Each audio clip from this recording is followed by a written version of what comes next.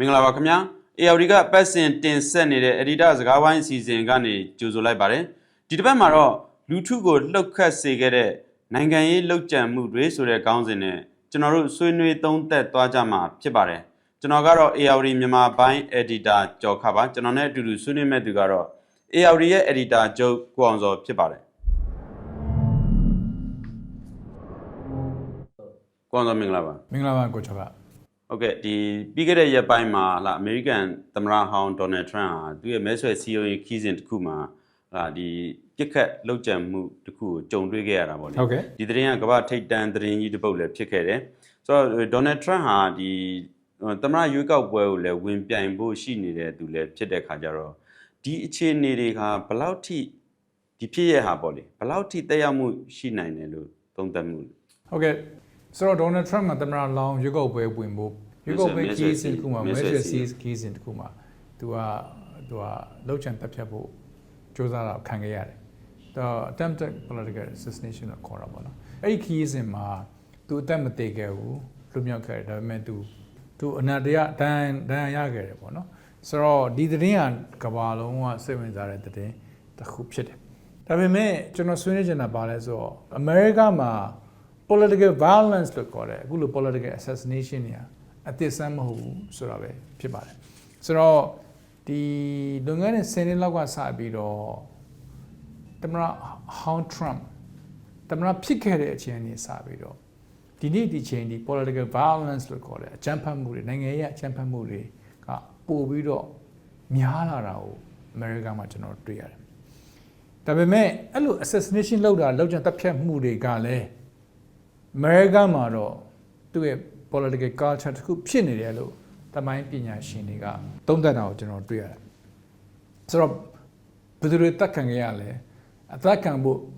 조사တာခံခဲ့ရလဲပြန်ကြည့်မယ်ဆိုရင်ကျွန်တော်တို့အားလုံးသိနိုင်တဲ့နာမည်တစ်ခုပြောမယ်ဆိုရင် American သမ္မတဟောင်း Lincoln ပေါ့ Lincoln ကိုကျွန်တော်တို့သိရမယ်သူက American နိုင်ငံရဲ့16ချိန်မြောက်သမ္မတဖြစ်ခဲ့တယ်ဆိုတော့သူ့ကိုတက်ရတဲ့ရည်ရွယ်ချက်ကိုပြန်ကြည့်မယ်ဆိုရင် political motivation ပေါ့ပါတယ်လို့ပြောကြတယ်။ဘာကြောင့်လဲဆိုတော့ तू က black rights လို့ခေါ်တယ်။လူမဲအခွင့်အရေးနဲ့ပတ်သက်ပြီး तू ကထောက်ခံခဲ့တဲ့သူကြောင့်ဖြစ်တယ်။ဆိုတော့ဒါကိုကျွန်တော်တွေ့ရတယ်။နောက်တစ်ယောက်ကတော့ကျွန်တော်တို့အားလုံးသိကြတဲ့ JFK လို့ခေါ်တဲ့ John F. Kennedy ဖြစ်တယ်။ तू ကတော့ American နိုင်ငံ35ယောက်မြောက်သမ္မတဖြစ်တယ်။နောက်တစ်ယောက်ကတော့မအောင်မြင်တာကတော့ကျွန်တော်တို့အားလုံးသိခဲ့တဲ့သမ္မတ Ronald Reagan ဖြစ်တယ်။ Ronald Reagan ကိုလှုပ်ကြံခဲ့တဲ့ကိစ္စမှာတော့မအောင်မြင်ခဲ့တာကိုကျွန်တော်တို့တွေ့ရတယ်ပေါ့နော်ဒါပေမဲ့သူတို့အပြစ်ခံခဲ့ရတယ်ဒါပေမဲ့အမေရိကန်သမ္မတမဟုတ်တော့လည်းပဲအမေရိကန်သမိုင်းမှာအသက်ခံခဲ့ရတဲ့တယောက်ရှိတယ်သူကတော့ Martin Luther King လို့ခေါ်ပါတယ်သူကတော့ visionary leader ဖြစ်နေသူ့ကိုသိကြတယ်ဘာကြောင့်လဲဆိုတော့သူက civil rights leader တယောက်ဖြစ် civil rights leader ဆိုတာဘာလဲဆိုတော့နိုင်ငံသားအခွင့်အရေးမှာဒန်းတူညီမျှရှိဖို့အတွက်ဥဆောင်ပေးတဲ့ခေါင်းဆောင်တယောက်ဖြစ်တယ်သူ့ရဲ့ speech တွေမိန့်ခွန်းတွေကလည်းအရန်ကောင်းပါတယ်ဒေါ်အောင်ဆန်းစုကြည်လိုပဲသူက Nobel Peace Prize ကိုရခဲ့တဲ့သူတယောက်ဖြစ်တယ်ဆိုတော့သူက1968မှာလှုပ်ကြံတက်ဖြတ်ခြင်းခံခဲ့ရတယ်ဆိုတော့ဒါတွေကတော့ American သမိုင်းကိုကျွန်တော်ပြောကြမယ်ဆိုရင်ခုနပြောတဲ့ political assassination တွေလှုပ်ကြံတက်ဖြတ်မှုတွေကအသစ်အဆန်းတစ်ခုမဟုတ်ဘူးဆိုတာကိုကျွန်တော်တို့ညွန်ပြနေတာဖြစ်တယ်ပေါ့အဲ့လိုပြောလို့ရပါတယ်ဒေါ်နယ်ထရန့်ဟာမကြာခင်မှာပြုလုပ်မဲ့ဒီသမ္မတလောင်းရွေးချယ်ပွဲမှာပေါ့နော်ဒီရွေးကောက်ခံရနိုင်ပြီးတော့ဟာဒီနိုဝင်ဘာလမှာကျင်းပမဲ့သမ္မတရွေးကောက်ပွဲမှာသမ္မတဖြစ်နိုင်ခြေရှိတယ်ဆိုပြီးတော့ဒီရေပန်းစားနေတဲ့သူလည်းဖြစ်တယ်ဆိုတော့သူသာအဲ့ဒီနိုဝင်ဘာရွေးကောက်ပွဲမှာဒီသမ္မတရွေးချယ်ခံခဲ့ရရင်သမ္မတဖြစ်လာခဲ့တယ်ဆိုလို့ရှိရင်မြန်မာနိုင်ငံအတွက်ရောဘယ်လိုသက်ရောက်မှုတွေရှိလာနိုင်ခြေရှိမလဲပေါ့ဆိုတော့မေကွန်းကတော့မြန်မာနိုင်ငံနဲ့အရှေ့တောင်အာရှအရှေ့အာရှနိုင်ငံတွေမှာဘယ်လို impact တွေရှိလာမလဲပေါ့နော်ကျွန်တော်အဲ့လိုမြင်တယ်အဲ့တော့အဲ့ဒါမပြောခင်မှာကျွန်တော်တစ်ခုပြောချင်တာTrump ကသမ္မတဖြစ်ခဲ့ဘူးတယ်ဒါပေမဲ့တက်တန်းတစ်ခုပဲသူကထမ်းဆောင်ခွင့်ရခဲ့တယ်ဒါသူကဒုတိယအကြိမ်ထပ်စူးစမ်းတာကျွန်တော်တွေ့ရတယ်တစ်ချိန်တည်းမှာသူ့ကိုဆွဲထားတဲ့အမှုတွေကလည်းအခုထိမနှဲတာကျွန်တော်တွေ့ရတယ်သူ့ကို American media တွေကစရေးခဲ့ရင် criminal ရာဇဝတ်သားတယောက်ဖြစ်တယ်ဆိုတော့အရေးသားတွေရှိကြတာဖြစ်ပါတယ်ဒါပေမဲ့ဒီနေ့ဒီချိန်မှာ American ပြည်သူတွေကြားထဲမှာအခုချိန်ထိဟာရေပန်းစားနေတဲ့ တမန်လောင်းဖြစ်နေတမန်ဖြစ်နိုင်ကြီးရှိတဲ့သူလို့သူတို့ရဲ့ expo တွေကိုကြည့်မယ်ဆိုကျွန်တော်တို့တွေ့ရတာဖြစ်ပါတယ်သူကတမန်လောင်းဖြစ်နေနိုင်ကြီးရှိတယ်လို့ပြောကြတာပေါ့နော်ဆိုတော့ဒါပေမဲ့သူတမန်ဖြစ်ခဲ့တဲ့အချိန်နဲ့အခုတမန်လောင်းဖြစ်ထပ်ရွေးတဲ့အချိန်ထိ American media တွေကရေးတာပါလဲဆိုတော့သူဟာ deeply divisive figure American နိုင်ငံကိုလုံးဝ divide ဖြစ်အောင်လုပ်ပေးနိုင်တယ်လုပ်နိုင်ခဲ့တဲ့ divisive ဖြစ်တဲ့ figure ဖြစ်နေသူတို့ရေးတာကိုတွေ့ရတယ်နောက်တစ်ခုတော့အရင်ရေးကြည့်တဲ့ toxic culture တကယ်အစိတ်ရှိတဲ့အစိတ်ပင်တစ်ခုအနေနဲ့ပြောတာကိုကျွန်တော်တို့တွေ့ရတယ် toxic culture ရှိတဲ့ဆိုတော့ society တစ်ခုမှာ toxic culture ဝင်သွားပြီဆိုရင်ဒါပျက်စီးဖို့ပဲရှိတယ်ပေါ့နော်အဲ့ဒါမျိုးအနေနဲ့သူကျွန်တော်တို့တွေ့ရတယ်ပေါ့နော်အဲ့တော့ခုနကကိုကျော်ကပြောသွားတဲ့ US election ကဖြစ်လာရင်ဘယ်လို impact တွေရှိလာနိုင်တယ်လဲဆိုတော့2024ကထူးခြားတာပါလဲဆိုတော့ဒီကောင်က election ကျင်းပဖို့ရှိတယ်ကျွန်တော်တို့အခုဆွေးနွေးနေတဲ့အချိန်မှာတော့အာရှမှာကြည့်မယ်ဆိုရင်အင်ဒိုနီးရှားတို့ပါကစ္စတန်တို့ဘင်္ဂလားဒေ့ရှ်တို့ထိုင်ဝမ်တို့မှာ election တွေကျင်းပခဲ့တာကိုကျွန်တော်တွေ့ရတယ်ဆိုတော့ချိန်ထဲမှာပဲအမေရိကတိုက်မှာတို့ဟလာအာဖရိကတို့မှာဆိုရင်လည်း election တွေကျင်းပနေတယ်ကျင်းပဖို့ရှိလို့ပြင်ဆင်နေတာရှိဒီနှစ်က election ကတကမ္ဘာလုံးမှာအားလုံးပြင်ဆင်နေကြတဲ့နှစ်တစ်ခုလို့အစိုးရကြိုပြီးရေးခဲ့ကြတာဖြစ်2024ကိုကျွန်တော်ပြောတာပါအဲ့တော့ဒါပေမဲ့ American election ကတော့သူ့နိုင်ငံမှာကျင်းပတဲ့ election တစ်ခုဖြစ်တော်လဲပဲဒီ election ရဲ့နောက်ပိုင်းမှာတော့ consequences လို့ခေါ်တဲ့ဖြစ်လာနိုင်ရှိတဲ့အကျိုးဆက်တွေ impact တွေကတော့တကမ္ဘာလုံးထိရောက်မှာဖြစ်ပါတယ်သူကတော့သူ့ရဲ့ election American နိုင်ငံမှာရှိတဲ့ election ဖြစ်တော်လဲပဲဒါပေမဲ့အဲ့ election ပြီးသွားရင်တော့ဖြစ်လာမယ့်အကျိုးဆက်တွေ impact တွေကတော့တကမ္ဘာလုံးပေါ်မှာရှိရလို့ပြောတာဖြစ်ပါတယ်ရေးတာခံမှန်းတာဖြစ်ပါတယ်အခုဖြစ်နေတဲ့ရုရှားနဲ့ Ukraine policy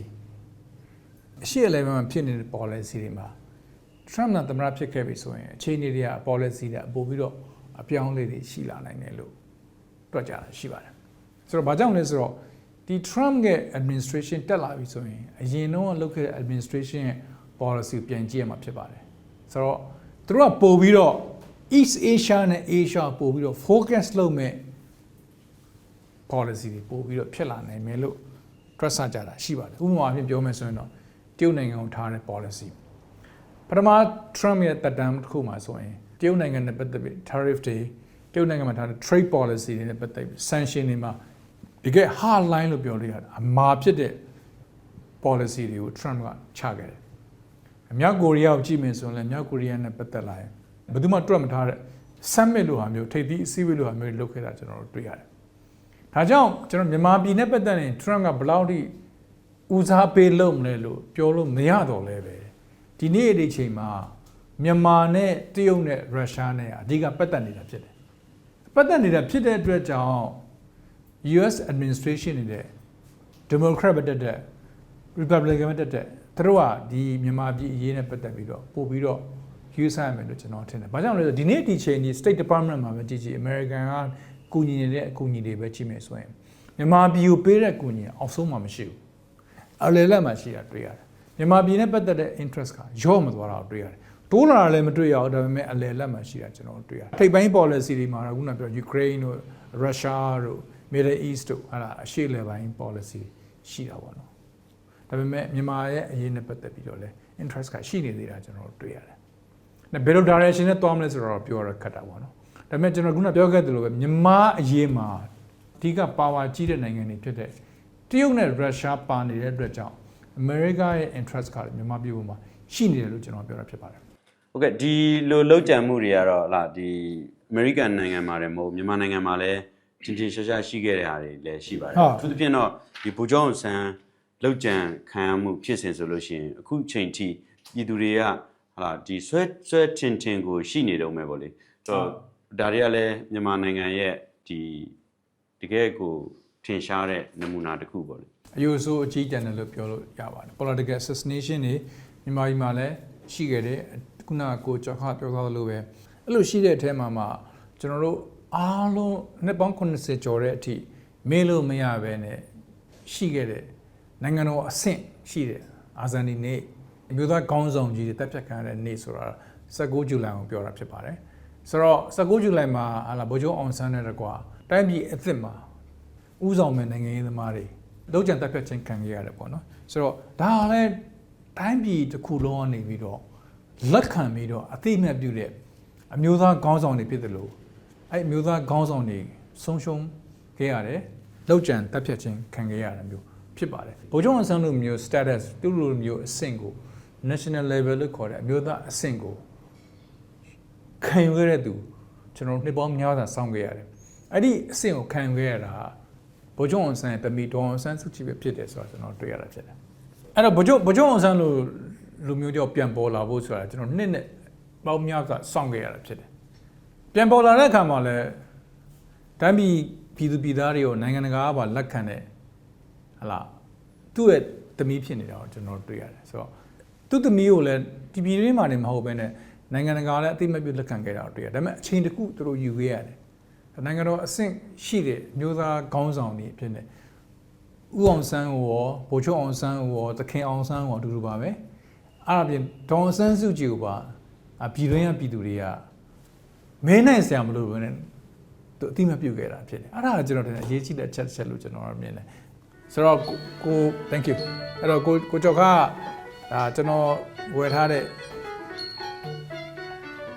ဗိုလ်ချုပ်အောင်ဆန်းရုပ်ထုအဲ့ဒါကျွန်တော်မဲဆောက်မှာဝယ်ခဲ့တာဘယ်ဝယ်ခဲ့လဲမေးဖို့လိုသွားမှထင်တယ်ဘယ်ဝယ်ခဲ့လဲမေးခင်ကျွန်တော်မဲဆောက်မှာတရက်သွားနေတဲ့မှာကျွန်တော်လွန်ခဲ့တဲ့10နှစ်15နှစ်အဲ့ဒါထိုင်းမျိုးသမီးကရောင်းတဲ့ခါကျတော့ကျွန်တော်ကမဲဆောက်မှာဒါဘလောက်လဲလို့မေးတော့သူ press ကိုပြောတယ်ဘယ်လိုဆန်ကိုရောက်နေရလဲအဟောင်းရောင်းတဲ့ဆန်ကိုကျွန်တော်အဟောင်းအောင်ဆိုတော့ကျွန်တော်အဟောင်းတွေဝယ်တဲ့အစုပ်အဟောင်းတွေဝယ်တဲ့သူဆိုတော့ကျွန်တော်ရောက်ခဲ့တဲ့ခါကျတော့ကျွန်တော်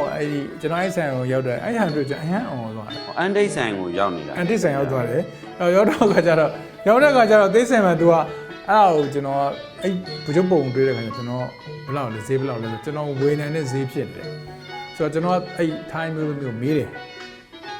သူ့ကိုတိလားလို့မေးတော့ तू ကမသိဘူးဗမာပြည်ကထင်မှာဗမာပြည်ကလူပြောလို့ပြောတာပဲတဲ့ဆိုတော့လာအောင်တဲ့သူကလည်းနိုင်ငံခြားသားတက်ကလာအောင်တယ်လို့ပြောတာပဲအဲ့တော့ကျွန်တော်ကဘလောက်လဲလို့ကျွန်တော်ဈေးမေးတယ်ဈေးမေးတဲ့အခါကျတော့ तू ပြောတဲ့ဈေးကကျွန်တော်အဆင်ပြေတဲ့ဈေးပေါ့ကျွန်တော်ဝယ်လို့ရတယ်ကျွန်တော်ဝယ်လိုက်ကျွန်တော်တိမ့်ထားတာအဲဆိုတော့ကျွန်တော်ပြောချင်တာဗိုလ်ချုပ်အောင်ဆန်းလိုလူမျိုးတယောက်ပြန်ပေါ်လာဖို့ကျွန်တော်တို့ကနှစ်ပေါင်းများစွာကျွန်တော်တို့ဆောင်ခဲ့ရတယ်ဗိုလ်ချုပ်အောင်ဆန်းလိုလူမျိုးပေါ့နော်ဗိုလ်ချုပ်အောင်ဆန်းဆိုတာရဲဘော်၃ချိန်ဝင်ပေါ့နော်ဒါပေမဲ့ရဲဘော်၃ချိန်ဝင်ချင်းတူတော်မှာဗိုလ်ချုပ်နေဝင်ကနေပြီးတော့သူ့မှာရှိတဲ့အခွင့်အရေးတွေမြန်မာပြည်ရဲ့လီကွမ်ယူဖြစ်နိုင်တဲ့အခွင့်အရေးတွေအကုန်လုံးဆုံးရှုံးခဲ့တာဗိုလ်ချုပ်နေဝင်ဖြစ်တယ်သူ့ကိုလည်းမြန်မာပြည်သူလူထုကအမျိုးသားကောင်းဆောင်ဖြစ်နေဒီနေ့ဒီချိန်ထိမတတ်လည်းမတတ်မှဘူးလွမ်းစရာလည်းမရှိဘူးလို့ပြောကြတယ်ဒါဗိုလ်ချုပ်အောင်ဆန်းမှာအဲ့ဒါတခြားစီဘာမှမတူ opposite ဖြစ်တဲ့အင်္ဂါရက်တွေရှိတာကိုကျွန်တော်တို့တွေ့ရတာဖြစ်ပါတယ်ဆိုတော့အဲ့ဟာနဲ့ပတ်သက်ပြီးတော့ပြောမယ်ဆိုလို့ရှိရင်ဟလာဒီသူ့ရဲ့သမီးဖြစ်တဲ့ဟလာဒီနိုင်ငံတော်ရဲ့အတိုင်ပင်ခံပုဂ္ဂိုလ်ဒေါ်ဆန်းစုကြည်ဆိုလို့ရှိရင်လည်းဟလာဒီစစ်ကောင်စီကအဓမ္မဖမ်းဆီးပြီးတော့ဒီအကျဉ်းချတာဒီလောက်ရက်တွေဟာဒီနိုင်ငံရေးအရလောက်ကျန်မှုလို့ဒီသူတေတီတွေကနိုင်ငံရေးကဲခတ်တွေကသုံးသပ်ထားကြတာတွေ့တယ်ပေါ့လေဒီဟာနဲ့ပတ်သက်ပြီးလဲဆွေးနွေးပါအောင်ကျွန်တော်ပြောချင်တာပါလဲဆိုဒီ state level ကပါဝင်ပတ်သက်တဲ့ political violence နဲ့ political assassination ပေါ့အဲ့ဒါကိုကျွန်တော်တို့ပြောမယ်ဆိုရင်တော့ကျွန်တော်တို့မှာရှိပါတယ်ဒါပေမဲ့ state level ကနေပါဝင်ပတ်သက်တဲ့ political assassination ဆိုရင် political violence ဆိုရင်ကျွန်တော်အကြီးဆုံးတစ်ခုဖြစ်ခဲ့တာရှိတယ်အဲ့ဒါဒီပင်းရေခင်အဲ့ဒါကိုကျွန်တော်ပြန်ကြည့်ပြီးပြောလို့ရတယ်ဒါ state level ကနေပါတာ state level ကနေပြီးတော့ဝင်ပြီးတော့ကူညီပြီးတော့ဒီ violence ကိုဒီအချမ်းဖတ်မှုကျူးလွန်မှုတွေကိုသူတို့ကနေပြီးတော့ငွေအားလူအားအကုန်သုံးခဲ့တာဖြစ်တယ်လက်နက်အားအကုန်သုံးခဲ့တာဖြစ်တယ်အဲ့ဒါမျိုးပေါ့နော်ဆိုတော့အဲ့ဒါကိုကျွန်တော်တို့တွေ့ရတာဖြစ်တယ်ဆိုတော့အဲ့ဒါကကျွန်တော်နောက်ပိုင်းမှာကျွန်တော်ပို့ပြီးတွေ့လာရတယ်ဒေါ်ဆန်းစုကြည်အတိုက်ခံဘဝအာဏာရလာတဲ့အချိန်မှာလည်းကျွန်တော်တို့တွေ့ခဲ့ရတာဖြစ်ပါတယ်ဥပမာမျိုးကျွန်တော်ပြောမယ်ဆိုရင်တော့အရှင်းနေဥကိုနေအသက်ဖြတ်ခံရတဲ့ကိစ္စကိုပြန်ပြီးကြည့်မယ်ဆိုရင်တပ်ဖြတ်တဲ့ကြံစီတဲ့သူတွေထောင်ကျသွားတဲ့သူတွေကိုကြည့်မယ်ဆိုရင်သူကစစ်တပ်ကအရာရှိဟောင်းနေဖြစ်နေတယ်ဆိုတာကျွန်တော်တွေ့ရတာဖြစ်တယ်ဆိုတော့ဒါကိုကြည့်မယ်ဆိုရင်လည်းကျွန်တော်တို့ကဒါ state level ကနေပြီးတော့နိုင်ငံတော် level ကနေပါဝင်ပတ်သက်တယ်ဆိုတာကျွန်တော်တို့တွေ့ရတာပေါ့နော်ကျွန်တော်ခုနပြောတဲ့ကိုကျော်ခ raise လုပ်သွားတယ်ကောင်းပါတယ်အဲ့တော့ပြောချင်တာက political violence တွေခုန assassination လုပ်ကြတဲ့ပြစ်မှုတွေကိုလုပ်တဲ့အခါမှာမြန်မာပြည်မှာလည်းရှိတယ်အခုတည်းရှိနေစေဖြစ်တယ်ဒါပေမဲ့ point ပြန်ကြည့်မယ်ဆိုရင်တော့ ခုနကျွန်တော်ပြောခဲ့တယ်ဗျာဒေါအောင်ဆန်းစုကြည်လိုလူမျိုးပြန်ပေါ်လာဖို့ခက်တယ်တခင်အောင်ဆန်းဗိုလ်ချုပ်အောင်ဆန်းဦးအောင်ဆန်းလိုလူမျိုးပြန်ပေါ်လာဖို့ခက်တယ်လို့ကျွန်တော်တို့ပြောခဲ့တယ်ဒါပေမဲ့အချိန်နဲ့မှပဲဗိုလ်ချုပ်ကြီးမင်းအောင်လှိုင်လူမျိုးတွေပြန်ပေါ်လာဖို့တော့လိုရတယ် DSA အဖွဲ့အစည်းကနေပြီးတော့ဒီနှစ်ကိုတယောက်ဟောတယောက်ဆိုပြီးတော့မွေးထုတ်ပြီးလို့ရတယ်ဒါပေမဲ့ကျွန်တော်တို့တိုင်းပြည်လက်ခံခဲ့တဲ့နိုင်ငံတော်အဆင့်ရှိတဲ့အမျိုးသားခေါင်းဆောင်ဆိုတဲ့လူမျိုးတွေပြန်ပေါ်လာဖို့တိုင်းပြည်အကြိုက်ဆောင်ရတယ်ဒါပေမဲ့ဗိုလ်ချုပ်ကြီးမင်းအောင်လှိုင်လူမျိုးကိုတိုင်းပြည်ဒီမျိုးတွေ့ဖို့ကတော့မခက်ဘူးသူတို့ကတော့အဲ့လိုမျိုးတစ်နှစ်ကိုတစ်ခါနှစ်နှစ်ကိုတစ်ခါထုတ်ပေးလို့ရတယ်ကြောက်ခဲနဲ့ဗရမများပေါ်တယ်လို့ရှားတယ်လို့အဲ့လိုမျိုးသူတို့ကလည်းမွေးထုတ်ပေးလို့ရအဲ့ဒါတော့ကျွန်တော်ထင်တယ်ကျွန်တော်တို့အားလုံးကျွန်တော်အားလုံးသိတဲ့အချက်တစ်ခုပေါ့နော်ဒါကြောင့်လည်းဒီနေ့မြန်မာစစ်တပ်ကိုဦးစီးနေတဲ့ခေါင်းဆောင်တွေစစ်ကောင်စီဦးစီးနေတဲ့ခေါင်းဆောင်တွေကိုမြန်မာပြည်ရဲ့ပြည်သူတွေကနေပြီးတော့တကိုးတမြလူတက်တဲ့ရာဇဝတ်စစ်ကောင်တွေဖက်စစ်တပ်ဆိုပြီးတော့ကိုယ်သမုတ်ပြောဆိုနေတာပေါ့နော်။ဘာကြောင့်လဲသူတို့က political violence ကိုကျူးလွန်ခဲ့တာသူတို့ဖြစ်နေတာ။တွေ့ရကြောင်ဖြစ်တယ်ပေါ့လေ။အခုဒေါ်ဆန်းစုကြည်ကိုလှုပ်တဲ့ဖြစ်စဉ်ဆိုလို့ရှိရင်ပေါ့နော်ဒီသူ့ခုနနိုင်ငံရေးသူတည်တည်တွေတုံးသက်တဲ့ပုံစံမျိုးပေါ့။ဒါနိုင်ငံရေးရသူ့အပီးတက်တာလားပေါ့။